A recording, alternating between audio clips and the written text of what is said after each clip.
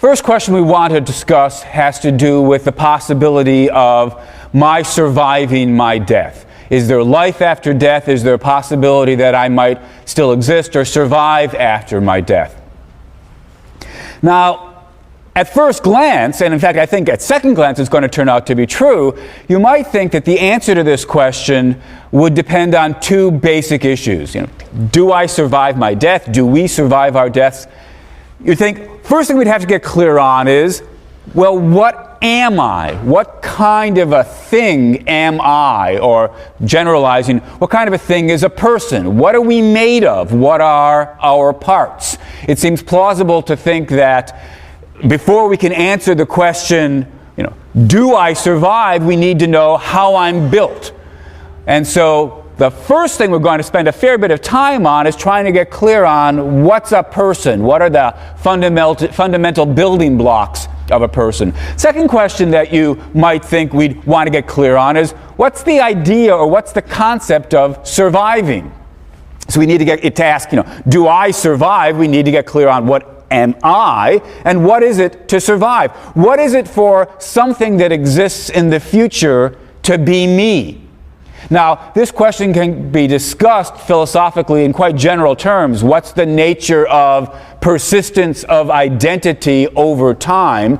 But since we're especially interested in beings like us, people, this topic, this sort of sub-specialized version of the question of identity, gets discussed under the rubric of the topic personal identity. What's the key or the nature or the basis of personal identity? As we might put it, what is it for somebody who's here next week to be the same person as me?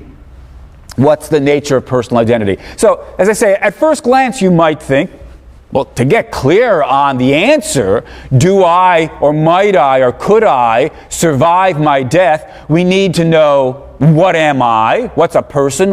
What's the metaphysical composition of people on the one hand? And we need to get clear on the nature of identity or persistence, or more specifically, personal identity. Now, as I say, I believe that when push comes to shove, we do need to get clear about both of those questions, and so that's going to take the first several weeks of the class. We're going to spend a couple of weeks talking about what's a person, and then we're going to spend several weeks, or at least a week or so, talking about the nature of personal identity. But before we can even get started, there's a question, really an objection to the whole enterprise. So we're about to spend a lot of time asking the philosophical question, is there life after death? Could there be life after death? Might I survive my death? But there's a philosophical objection to the entire question, and the objection is fairly simple. It says the whole question is misconceived. It's based on a confusion. Once we see the confusion, we can see what the answer to our question is. Could I survive my death? The answer's got to be, this is what the objection says, the answer's got to be, obviously not. All right, so here's the objection. And I should mention that the very first reading that you're going to be doing is a couple of pages from J. Rosenberg, a contemporary philosopher, and he gives us a version of this objection. So I'll give one version, you'll have another version in your readings. The objection basically says, look, what does it mean to say that somebody's died? We're asking, is there life after death? What does it mean to say that somebody has died? Well, a natural definition of death might be something like the end of life. All right, so then if that's right, then to ask, is there life after death, is just asking, is there life after the end of life? And the answer to that ought to be pretty obvious. Well, obviously the answer to that is no. After all, if we're saying, once you've run out of life, is there any more life? Well, duh. The answer to that's like asking, when I've eaten up all the food on my plate, is there any food left on my plate? Or, what happens in the movie after the movie ends? Right?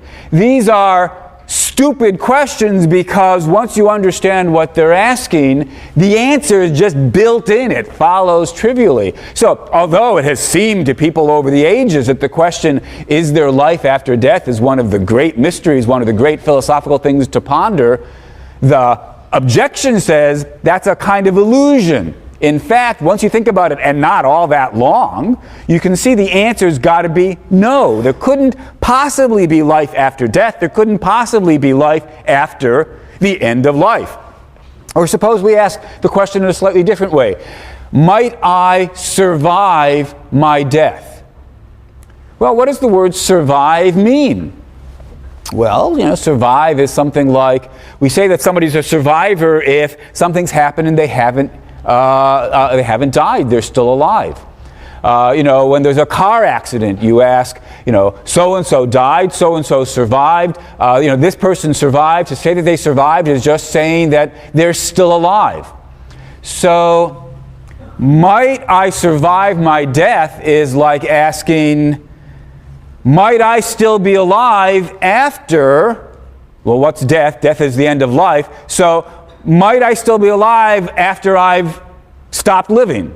Might I be one of the people who didn't die when I died? Well, gosh, the answer to that is, again, duh, no. You couldn't possibly survive your death, given the very This should remind us of, I don't know, at least it reminds me of this joke that you probably told. It seemed hysterical when you were 7, right? The plane crashes exactly on the border of Canada and the United States. Exactly on the border. And there's dead people everywhere. Where do they bury the survivors? And the answer is, well, you don't bury the survivors. So when you're 7, you think, I don't know, do they bury them in Canada? Do they bury them in America, right? The answer is, you don't bury the survivors, right? Because survivors are people that haven't yet died. So, can I survive my death is like asking, could I not have yet died after? And the answer is, no, of course. You have to have died if you've died, and you haven't survived if you've died. Right, so the question can't even get off the ground. That at least is how the objection goes. Now, I don't mean to be utterly dismissive of the objection. That's why I spent a couple of minutes trying to spell it out. But I think there's a way to respond to it. We just have to get clearer about what precisely the question is that we're trying to ask. And this is something that Rosenberg tries to get clearer on as well. So here's my attempt to make the question both a bit more precise and a question that's an open question, a question we can legitimately raise. Well, now, as you'll hear on several occasions over the course of the semester, I'm a philosopher. What that means is I don't really know a whole lot of facts.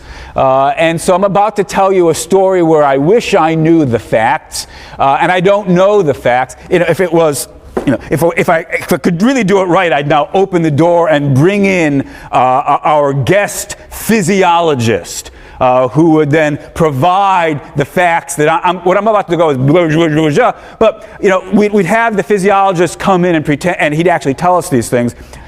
I don't know them. I don't have that person, but take a look at what happens when a body dies.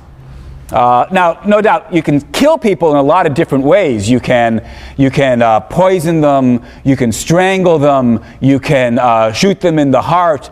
The causal paths that result in death may start differently, but I presume that they converge, and you end up having a set of events take place. Now, what are those events? This is exactly where I don't really know what the details, but I take it it's something like, because of whatever the original input was, eventually the blood's no longer circulating and oxygen isn't making its way around the body, and so the brain becomes oxygen starved. Because of the lack of oxygen getting to the cells are no longer able to carry on their various metabolic processes. Because of this, they can't repair the various kinds of damage they need or create the amino acids and proteins they need. And so as decay begins to set in and the cell structures begin to break down, they don't get repaired as they would normally do, and so eventually we have breakdown of the crucial cell structures, and boom, the body's dead. Now, as I say, I don't really know whether that's accurate, the little rough story I just told, but some story like that's probably right. And in typical philosophical fashion, I've drawn that story for you up here on the board. Right? So the events that I don't really know the details of, we can just call B1, B2, B3, up through Bn. So, before B1 begins, you've got, the body working, functioning in its bodily way, respirating, reproducing the cells, and so forth and so on. And at the end of the process, by Bn, the body's dead. So, B for bodily, B1 through Bn, that's what death is. At least that's what death of the body is. And as I say, it's the sort of thing that somebody from the medical school or a biologist or a physiologist or something could describe for us. So here's the question then. Suppose we call that process death of the body. Call what has occurred by the end of that sequence of events bodily death. Now here's a question that we can still ask. At least it looks as though we can still ask it. Might I or do I still exist after the death of my body? Might I still exist after bodily death? Now, I don't mean to suggest in any way that we yet know the answer to that question, but at least that's a question that it seems as though we can coherently raise. There's no obvious contradiction in asking, might I still exist after the death of my body? The answer could turn out to be no, but at least it's not obviously no. If the answer turns out to be no, it's going to take some sustained argument to settle it one way or the other. The answer could turn out to be yes, for all we know at this point. This sort of just brings us back to the thought that, well, whether or not I could still exist after the death of my body looks like it should depend on what I am. And so in a minute, that's the question that I'm going to turn to. But it's a bit cumbersome to constantly be asking, might I still exist after the death of my body? And so no harm is done once we've clarified the question that we're trying to ask if we summarize that question in a bit of a jargon or slogan. We say, instead of asking, might I survive or might I continue to exist after the death of my body, we might put it this way. We might say for short, will I survive the death of my body? No harm done. Or will I survive my death? Because what we're just stipulating we mean when we talk about my death in the context of this question is the death of my body. No harm done. We could just say for short, will I survive my death or might I survive my death? Or for that matter, no serious harm done if we ask, is there life after death? As long as we understand that what we're not asking about there is life of my body, just another familiar way of trying to ask, will I still be around after my death? Will I still exist after my death? So I think there's a perfectly legitimate question, and that's the question we now want to turn to. Now, as I said, it looks as though to answer the question, could I continue to exist after the death of my body? Is there life after death? Could I survive my death, for short? To answer that question, we need to get clear about, well, what exactly is it for something to be me? That's a question we'll turn to in a couple of weeks. First, we've got to get clear about, well, what am I? What kind of an entity am I? What am I made of? In philosophical jargon, this is a question from metaphysics. So we're asking the metaphysical question, what kind of a thing is a person? Because it seems plausible to think that whether or not a person can survive or continue to exist after the death of his or her body should depend on how he's built, what he's made of, what his or her parts are. So let me sketch for you two basic positions on this question. What is a person? Two basic positions. They're both, I imagine, fairly familiar.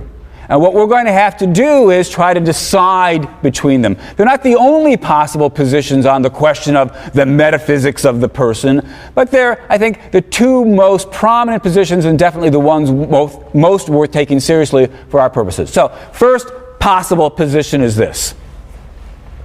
A person is a combination of a body and something else, a mind. But the crucial thing about this first view that we want to talk about is that the mind is thought of as something separate from and distinct from the body. So it's, well, to use a common enough word, it's a soul. So people are, or people have, or people consist of bodies and souls.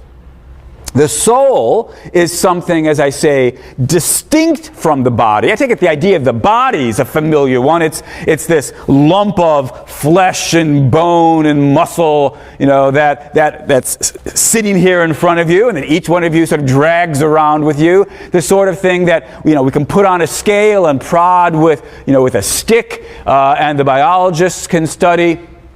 Presumably made up of various kinds of molecules, atoms, and so forth. All right, so we've got the body, but on this first view, we also have something that's not body, something that's not a material object, something that's not composed of molecules and atoms. It's a soul.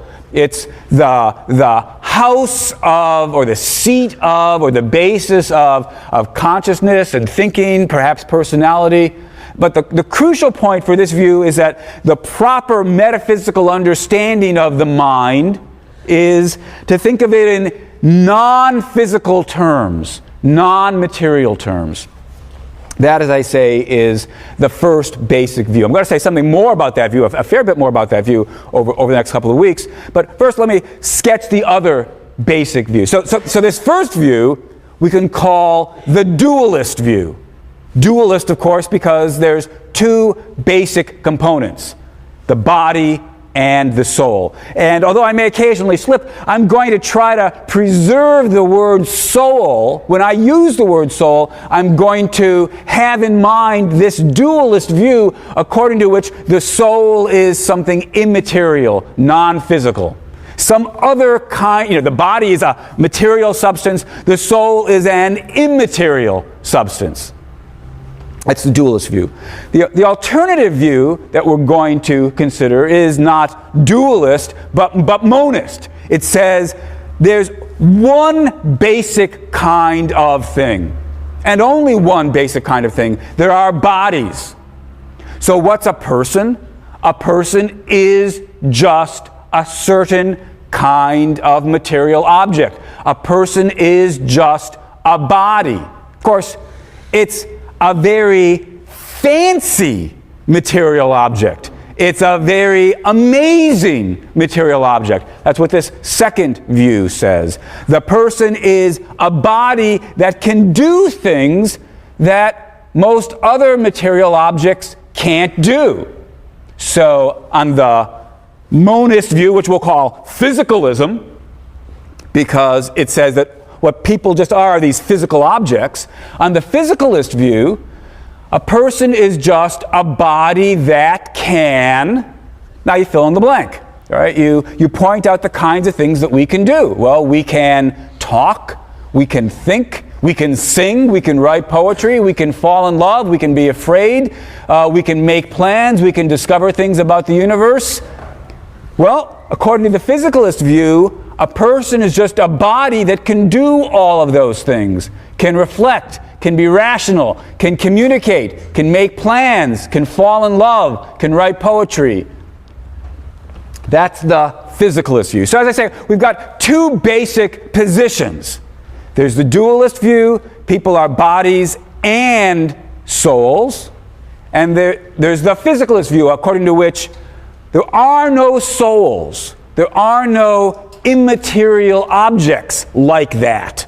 There are only bodies, though when you've got a functioning body like ours, so this physicalist says, these bodies can do some pretty amazing things, the kinds of things that we all know people can do. Two basic views. Now, from a logical point of view, I suppose you might have a third possible view.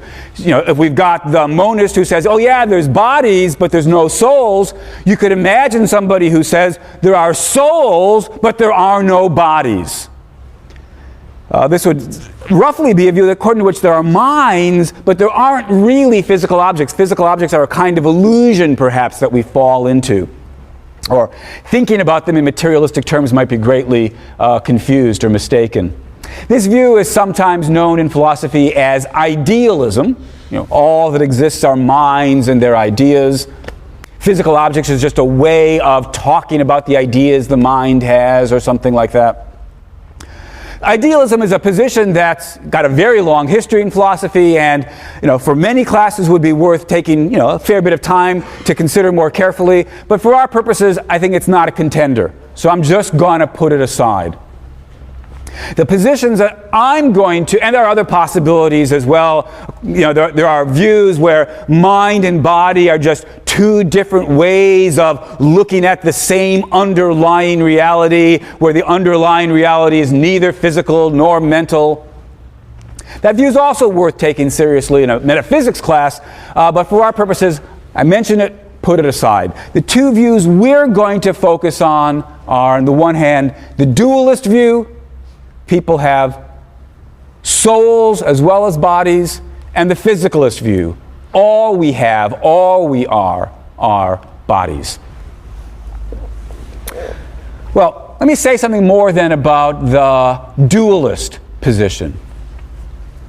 According to the dualist, the mind is this immaterial substance, and we could call it by different names. No harm would be done if we call it a mind, though the reason I will typically talk about a soul is to try to flag the crucial point that in the dualist view, the mind is based in or is something non-physical, something non-material. We could call it a mind, we could call it a soul, we could call it a psyche. I'll typically try to call it the soul. The soul can direct and give orders to the body, on the one hand. And on the other hand, the body sort of generates input that eventually gets sensed or felt by the soul. You take a pin and you stick it through my flesh of my body, and I feel pain in my soul, in my mind.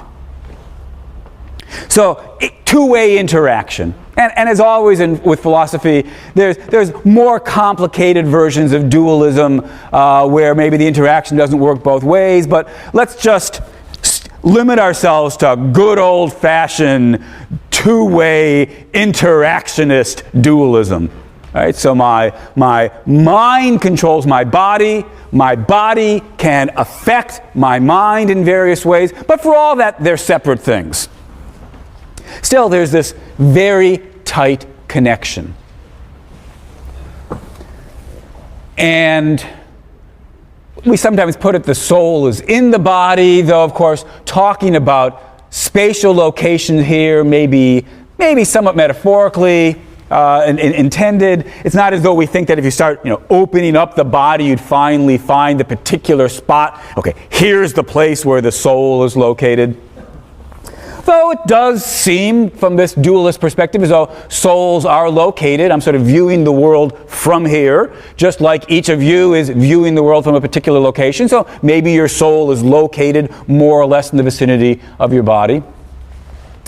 Crucial point, of course, the attraction of the dualist view, from our point of view, is that if there's a soul as well as the body, and the soul is something immaterial, then when the body dies, when we have B1 through Bn, and the death of the body occurs, so at the end of Bn, the body stops repairing itself, decay sets in, we all know the sad stories, the worms crawl in, the worms crawl out. At the end of the day, well, maybe it takes longer than a day, the body has decomposed. Yes, all that bespeaks the end of the body, but if the soul is something immaterial, then that could continue to exist even after the destruction of the body. That's the attraction, at least one of the attractions of the dualist view. The belief in the soul gives you something to continue to exist after the end of your body. So what's death? Well, if normally there's this super tight connection between my soul and my body, death might be the severing of that connection. And so the body, breaks and no longer is able to give input up to the soul. The soul is no longer able to control the body and make it move around. But for all that, the soul might continue to exist. And so at least the possibility that I'll survive my death is one worth taking very, very seriously if we are dualists. A couple of things to point out about this view. One is, I've been talking as though a person is a combination, kind of a soul and body sandwich. So a person has two basic building blocks, the bodily part and the soul part. It's natural to talk that way, but if we want belief in the soul to help us hold out the possibility, at least, that there might be life after death, then I think we need to actually say that, strictly speaking, it's not that a person is a soul plus a body. Strictly speaking, I think we need to say the person just is the soul. After all, if the person is the combination, if the person is the pair, soul plus the body, destroy the body, you've destroyed the pair. If the person is the pair and the pair no longer exists, the person no longer exists. So if we want belief in a soul to help us leave open the door to the possibility that I survive the destruction of my body, it better not be that the body is an essential part of me. It's simpler, more straightforward to say instead, what I am, strictly speaking, is a soul. As long as the soul exists, I exist. Of course, my soul, me, I, have a very tight connection to a particular body. But still, you could, in principle, destroy the body without destroying me. Look, I have a particularly close connection to the house I live in. But for all that, you can destroy my house without destroying me. So that's, I think, the position that we ought to ascribe to the dualist. The person is, strictly speaking, the soul. The soul has a very intimate connection with the body, but the person is not the soul and the body. The person is just the soul. So even if that intimate connection gets destroyed, the person, the soul, could continue to exist. Second point to clear up is that there's really three different issues that might interest us. One, metaphysically, are bodies and souls distinct? Is the mind to be understood in terms of this immaterial object, the soul? So are there two kinds of things? That's the first question. Are souls and bodies distinct? Second question, though, is, does the soul, even if it exists, does the soul survive the destruction of the body? It could be something separate without surviving. That's why I've tried to say, if there are souls, at least that opens the door to the possibility that we will survive our death. But it doesn't guarantee it, because absent further argumentation, there's no guarantee that the soul survives the death of the body. Even if it's separate, it could be that it gets killed at the very same time or destroyed at the very same time that the body's being destroyed. Maybe when, these physical processes B1 through Bn take place, they set into motion. Remember, after all, we're interactionist dualists. There's this very tight causal connection between the body and the mind, and the soul and the body and the soul. Just like when you prick my body, that bodily process sets up certain things taking place in my soul. Maybe when B1 through Bn take place, they set up some other processes in my soul. Call them S1 through Sn. And maybe S1 through Sn results in the destruction of my soul. So simultaneously with my body dying, my soul dies. Okay, this one's going to be a little bit trickier to draw. The soul, the first part, S1 dot dot dot dot dot, that's easy. Sn. The question is, how do I draw the soul? I don't really know. Yeah.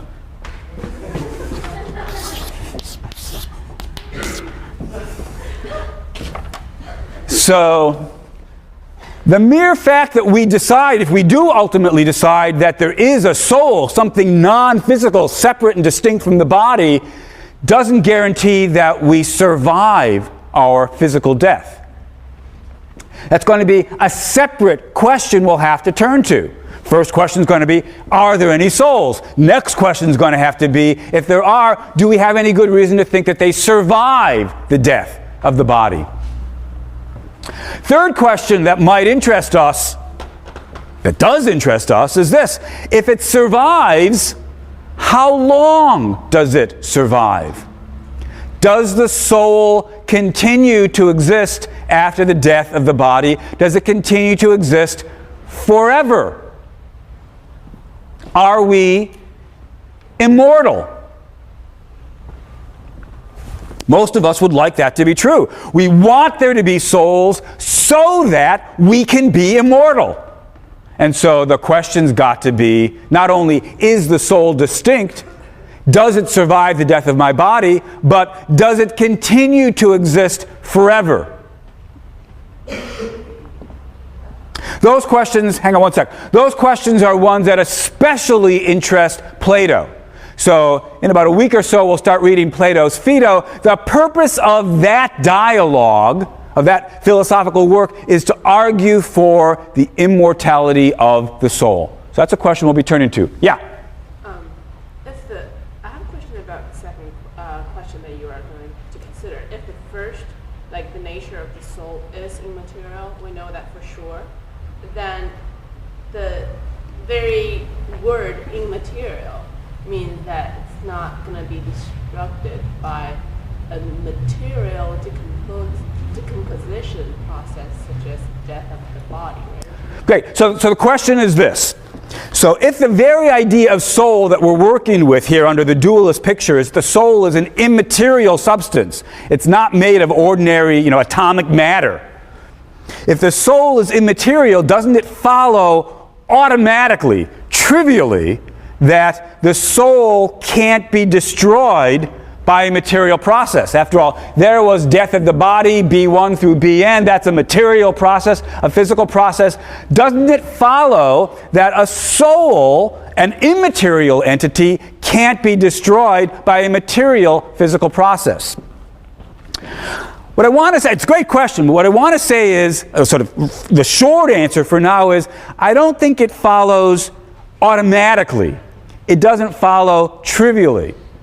I mean, it may follow. Plato's actually going to give us some arguments for pretty much that same claim. Plato's going to argue, once we understand the sort of metaphysical nature of the soul, we'll see why it couldn't be destroyed. That's going to take some fancy arguments. The reason I think it doesn't follow trivially is because, remember I said, we're dealing with interactionist dualism.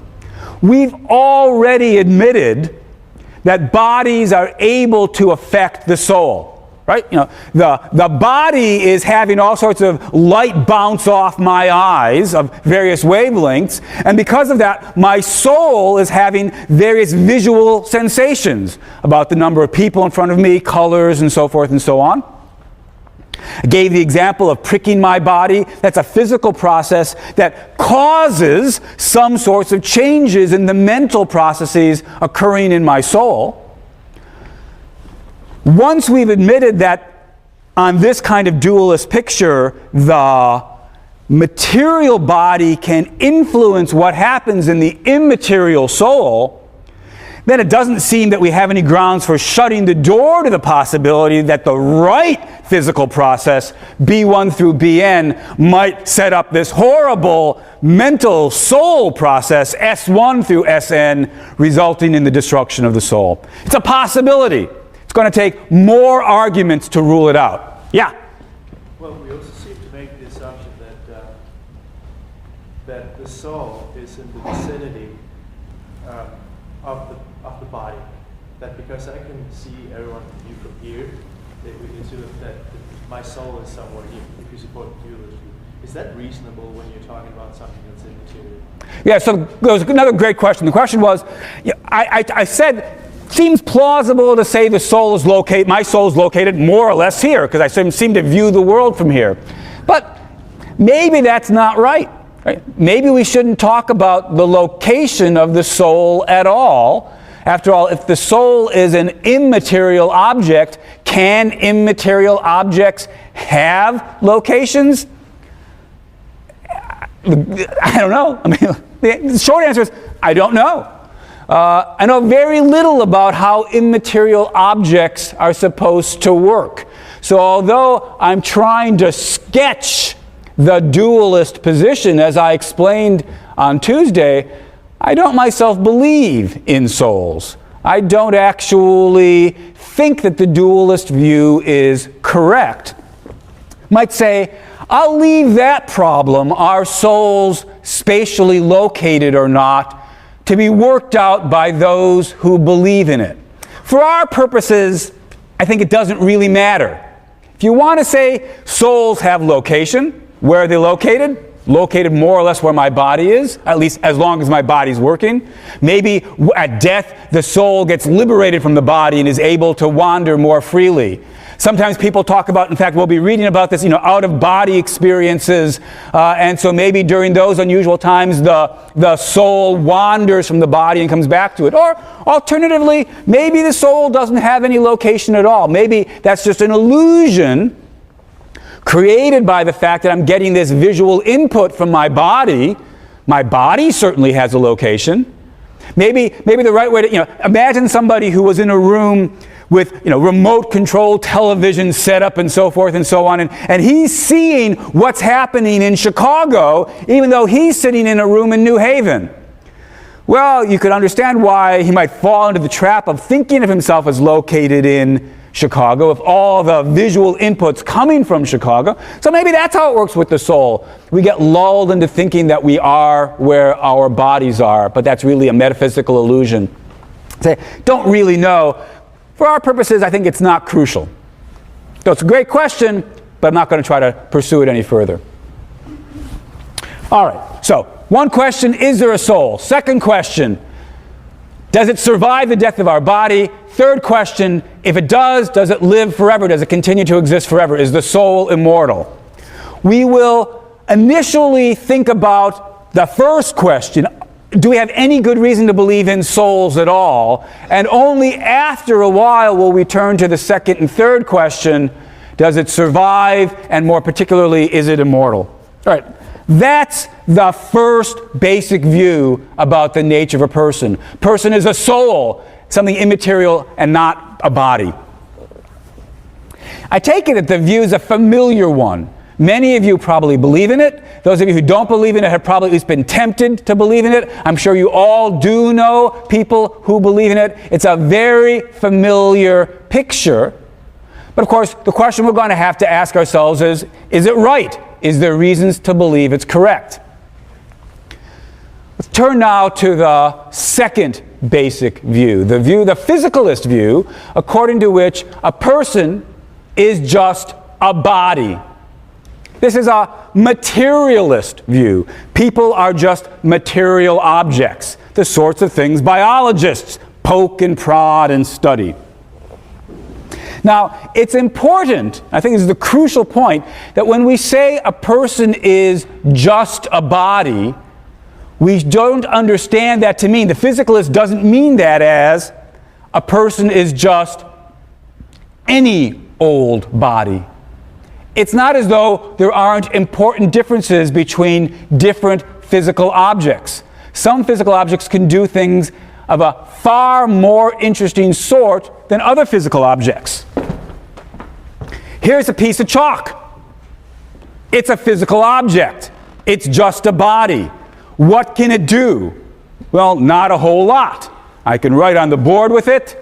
I can break it in two. You let go of it, drops down. Not a very interesting physical body. Here's a cell phone. It's just a body. It's not the most interesting physical object in the world, but it's a whole lot more interesting than a piece of chalk. It can do all sorts of things a piece of chalk can't do. If the physicalist is right, then here's another physical object for you. Me, Shelley Kagan. I'm a pretty impressive physical object. Now, arrogant as I may be, I don't mean to suggest I'm any more impressive than you guys are. Each one of us, according to the physicalist, is just a body that can do some amazing things. We are bodies that can think. We are bodies that can plan. We are bodies that can reason. We are bodies that can feel. We are bodies that can be afraid and be creative and have dreams and aspirations. We are bodies that can communicate with each other. We are bodies that are, well, here's a word for it. We're bodies that are people. But on the physicalist view, a person is just a body. And that's where we'll take it up next time.